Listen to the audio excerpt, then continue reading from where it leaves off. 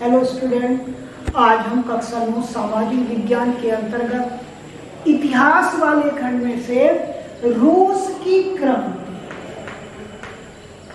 रूस की क्रांति, ठीक, नामक अध्याय पर चर्चा करेंगे। पिछली वीडियो में बेटा हमने इस विषय पे आपसे चर्चा भी की थी। अब रूस में 1917 में जो साम्यवादी क्रांति हुई वो 2 चरणों में हुई, ये मैंने आप लोगों को बता दिया। एक फरवरी की क्रांति और दूसरी थी अक्टूबर की क्रांति। बेटा आप ये भी जानते हैं कि फरवरी क्रांति का उद्देश्य क्या था? राजशाही तंत्र को समाप्त करना। अब बेटा ये भी जानते हैं कि अक्टूबर की क्रांति का उद्देश्य क्या था? बोल्शेविकों को सत्ता सौंपना। ठीक, आज हम लोग अक्टूबर की क्रांति के बाद जब बोल्शेविकों के हाथों में सत्ता आई तब वहां क्या परिवर्तन दिखाई दिए? क्योंकि बोल्शेविक एक निजी उद्देश्य, एक महत्वपूर्ण उद्देश्य लेके सरकार के सामने आए थे, जनता के बीच आए थे और उन सपनों को साकार करना उनकी क्या थी? प्राथमिकता। मेरी बात समझेंगे? ये कहा है कि आंशिक रूप से इसी समस्या से निपटने के लिए ज्यादातर गैर रूसी राष्ट्रताओं को सोवियत संघ दिसंबर 1922 में रूसी साम्राज्य में से बोल्शेविकों द्वारा स्थापित किया गया राज्य के अंतर्गत राजनीतिक स्वायत्तता दे दी गई। जो राजनीतिक स्वायत्तता थी वो बोल्शेविकों के द्वारा क्या कर दी गई थी? दे दी गई। लेकिन बोल्शेविकों ने स्थानीय सरकारों पर कई अलोकप्रिय और सख्त नीतियां अपनाई। लेकिन जो वहां की सरकार थी, उसने जो स्थानीय सरकार थी उस पर कुछ क्या लगाई? सख्त और अलोकप्रिय नीतियां लागू कर दी। जैसे घुमंतुवाद की रोकथाम की कड़ी कोशिशें की गई। जो लोग अपना जीवन इधर उधर घूमकर व्यतीत करते थे उनको रोकने के लिए कड़ी पाबंदियां जो वहां की, कहा कि रूस की जो सरकार थी, जो बोल्शेविक सरकार थी, उसने चालू कर दी। इसके अतिरिक्त राष्ट्रीयताओं का विश्वास जीतने के प्रयास आंशिक रूप से भी सफल हो पाए। जो राष्ट्रीयता की भावना थी, ठीक, उसको जीतने के लिए जो बोल्शेविक सरकार का प्रयास था वो आंशिक रूप से, आंशिक का मतलब होता है बहुत कम, ठीक, रूप से ही क्या हो पाया? सफल हो पाया।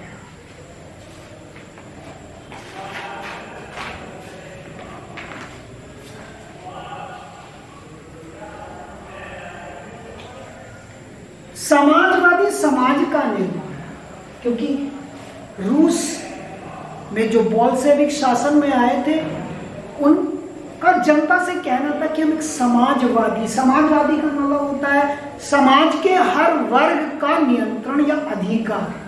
ठीक, तो रूस में समाजवादी समाज का निर्माण किस प्रकार हुआ ये आप देखेंगे। शासन के लिए केंद्रीयकृत नियोजन की व्यवस्था लागू की गई। तो रूस में एक व्यवस्था लागू की गई। अक्सर इस बात का हिसाब लगाते थे कि अर्थव्यवस्था किस तरह से काम कर सकती है। बोल्शेविक सरकार के सहयोग करने वाले जो अफसर थे बेटा, वो इस बात को देखते थे कि किस प्रकार अर्थव्यवस्था विकास कर सकती है। इस आधार पर 5 साल के लिए लक्ष्य तैयार कर देते थे। इस बात को ध्यान में रखने के लिए, इस बात को ध्यान रखते हुए 5 साल के लिए लक्ष्य निर्धारित कर दिया जाता था कि हमें लक्ष्य का मतलब होता है ये स्थान आपने को निर्धारित कर दिया कि हमें 5 साल में यहाँ तक पहुँचना है। ठीक, तो ये होता है लक्ष्य निर्धारित करना कि अफसर इस बात को देखते थे कि अर्थव्यवस्था किस प्रकार विकास कर रही है और 5 साल के लिए क्या कर दिया जाता था? लक्ष्य तैयार कर दिया जाता था। इसी आधार पर उन्होंने 5 वर्षीय योजनाएं बनानी शुरू कर दी। 5 वर्षीय, नाम से ही पता चल रहा है 5 वर्ष तक चलने वाली। ठीक, योजना की अवधि कितनी है? 5 साल। कोई योजना जो हम पूरी करेंगे वो उसका समय पीरियड कितना है? 5 साल। तो हम उसको कहेंगे पंचवर्षीय योजना है। ठीक, जैसे एक एग्जाम्पल आपको दिया गया है कि 1927 से 1932, 1927 से 1932, 27 से और 32 के बीच का टाइम पीरियड देखेंगे तो 5 साल। तो ऐसी योजना जो 5 साल में पूरी हो रही है, 5 साल तक चल रही है, या जिस योजना की समय अवधि 5 साल है, वो पंचवर्षीय योजना के नाम से जानी जाती थी। तो सरकार ने क्या किया, पंचवर्षीय योजनाएं चलानी शुरू कर दी। इन योजनाओं के दौरान औद्योगिक विकास को बढ़ावा देने के लिए, उद्योगों की स्थापना, औद्योगिक विकास को बढ़ावा देने के लिए सरकार ने सभी तरह की कीमतें स्थिर कर दी। सरकार ने क्या किया, क्या कदम उठाया, कीमतों को क्या कर दिया, स्थिर कर दिया। ठीक, कि हमें औद्योगिक विकास को बढ़ाना है तो कीमतें क्या करनी पड़ेंगी, स्थिर करनी पड़ेगी। केंद्रीयकृत नियोजन से आर्थिक विकास को काफी गति मिली। जो केंद्रीयकृत नियोजन तैयार किया गया था सरकार के द्वारा, उससे आर्थिक विकास को क्या मिला, बढ़ावा मिला। औद्योगिक उत्पादन बढ़ाने के लिए 1929 से 1933 के बीच, ठीक, तेल, कोयले और स्टील के उत्पादन में 100% वृद्धि हुई। रूस में तेल, कोयले के उत्पादन में कितनी वृद्धि हुई, 100% की वृद्धि हुई। कब से कब तक, 29 से 33 के बीच। मगर तेज निर्माण कार्यों के दबाव में कार्य स्थितियां खराब होने लगी, लेकिन काम बहुत तेजी के साथ चल रहा था, बहुत तेजी से हो रहा था, इससे कार्य स्थितियों में क्या आने लगी, गिरावट आने लगी। ठीक, तो ये उदाहरण था जब समाजवाद का क्या किया जा रहा था, तेजी से निर्माण किया जा रहा था। आपकी बुक में बेटा ये 4 फोटो दिए गए हैं, ठीक, जो इस बात को स्पष्ट करते हैं कि रूस में बहुत तेजी के साथ उद्योगों की स्थापना की जा रही थी, और वो उद्योग किस के निर्भर थे, सरकार के द्वारा। एक देखा लिखा हुआ, कारखानों में समाजवाद के प्रतीक की तरह माना जाता था।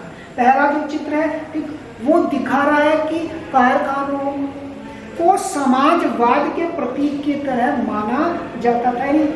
पोस्टर में लिखा है कि चिमनियों से निकलता धुआं ही सोवियत रूस की सांस है। तो ये चिमनियां है, ठीक, वो सोवियत रूस है, और जो उनसे धुआं निकल रहा है, श्वास के रूप में निकल रहा है, तो वो निकलने वाली सांस है। तो ये समाजवाद को प्रदर्शित करने वाला एक चित्र। एक और चित्र आपको दिखाया गया है जिसमें बहुत सारे लोग बैठे हुए हैं, और ये जो चित्र है वो रूस के एक स्कूल का है। किसका है, स्कूल का। इसमें कहा कि 30 के दशक में सोवियत रूस के एक स्कूल में पढ़ते बच्चे, जो ये चित्र है ये है 1930 के दशक। और इस चित्र के माध्यम से स्कूल में पढ़ते हुए बच्चों को चित्रित किया गया है, दिखाया गया है। क्या कहने का प्रयास किया कि बच्चे सोवियत अर्थव्यवस्था का अध्ययन कर रहे हैं। बच्चों को जो पढ़ाया जा रहा है वो सोवियत संघ की अर्थव्यवस्था है, उसके विषय में पढ़ाया जा रहा है। एक और चित्र, इसमें एक महिला, एक बच्चा दिखाई दे रहा है, तो वो कह रहा है कि यह बच्चा सोवियत रूस के लिए काम पर जा रहा है। सोवियत रूस, ठीक, के लिए काम पर जा रहा है। एक और चित्र जो बड़ी सी फैक्ट्री के रूप में आपको दिखाई दे रहा है, ठीक, 30 के दशक में कारखाने का भोजन कक्ष है। भोजन कक्ष है यानी खाना खाने वाला कक्ष किसी कारखाने का, और ये सोवियत रूस या सोवियत संघ की जो समाजवादी निर्माण की प्रक्रिया है उसको क्या करता है, प्रदर्शित करता है। आगे आता है स्टालिन बाग।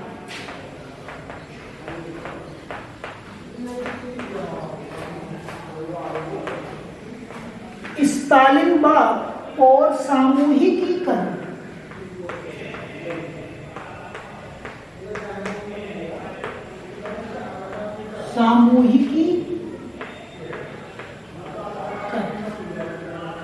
अब इसमें बेटा क्या हुआ, लेनिन के बाद लेनिन, ठीक, जो साम्यवादी क्रांति का प्रमुख था या बोल्शेविक दल का प्रमुख था, ये मैंने आपको बताया। तो लेनिन के बाद स्टालिन,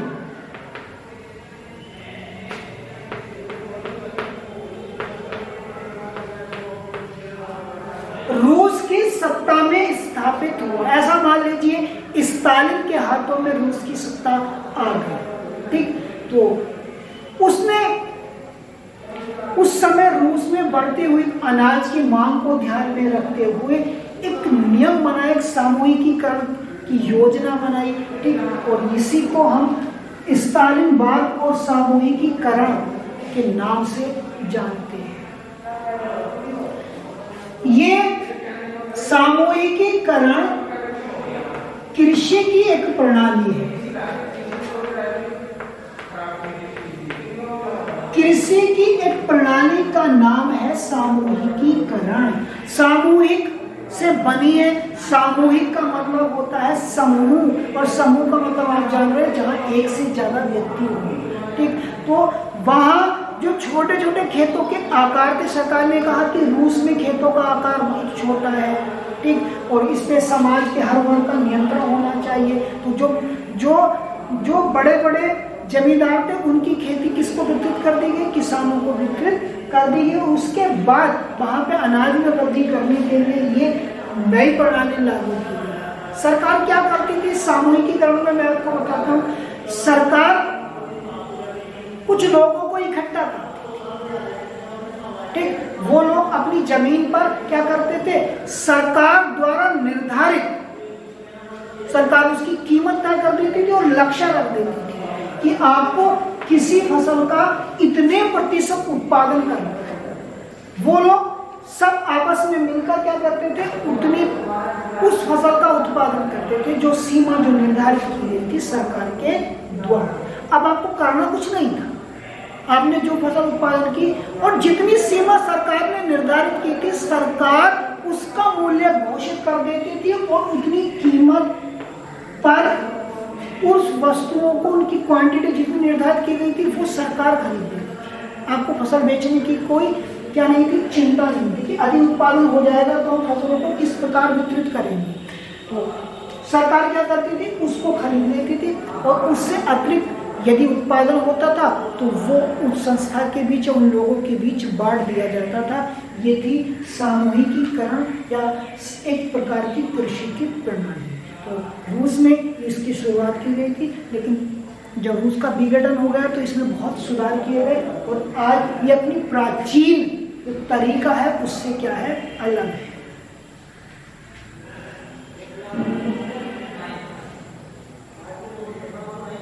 मैं आपको बताता हूँ, लेनिन के बाद पार्टी की कमान संभाल रहे स्टालिन ने स्थिति से निपटने के लिए कड़े कदम उठाए। लेनिन के बाद रूस की सत्ता में आया कौन?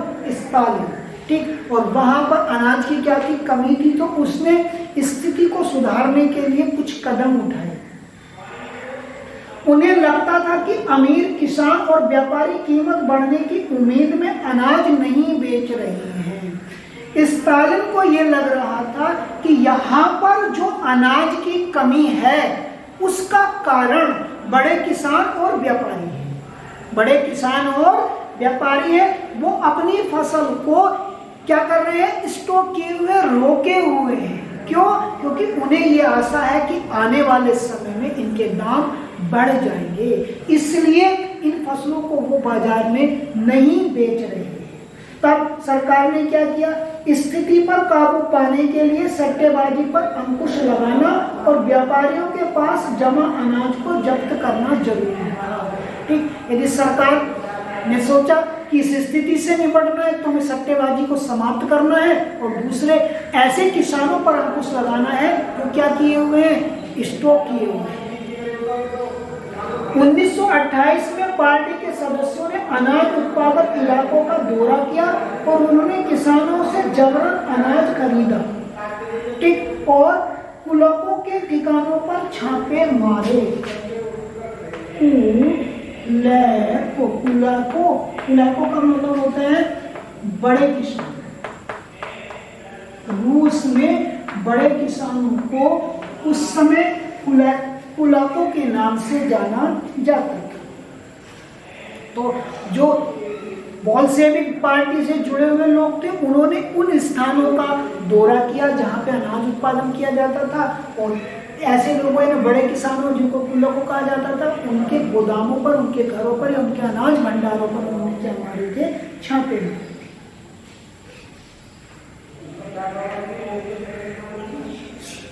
सरकार ने कुल्लकों का सफाया करना, किसानों से जमीन छीनना और राज्य नियंत्रित यानी सरकारी नियंत्रण वाली विशालकाय खेत बनाना जरूरी माना। तो मैंने आपको क्या बताया था, जो बड़े बड़े किसान थे उनकी जमीन छीन ली गई और छोटे छोटे किसानों को सरकारी नियंत्रण के आधार पर थे, ठीक। और सरकार ने उन छोटे छोटे किसानों को इकट्ठा करके, क्योंकि छोटे खेत पर आधुनिक तरीके से खेती करना संभव नहीं होता, और यदि खेतों का आकार बड़ा होगा तो हम लोग क्या करेंगे, आसानी से आधुनिक विधियों से क्या करेंगे, खेती करेंगे, जिससे उत्पादन बढ़ जाएगा। तो सरकार ने इस बात को ध्यान में रख के वहां पे छापेमारी या जो जमीन थी उसको जब्त करना शुरू कर दिया, और यही स्टालिन की सामूहिकीकरण कही जाती है।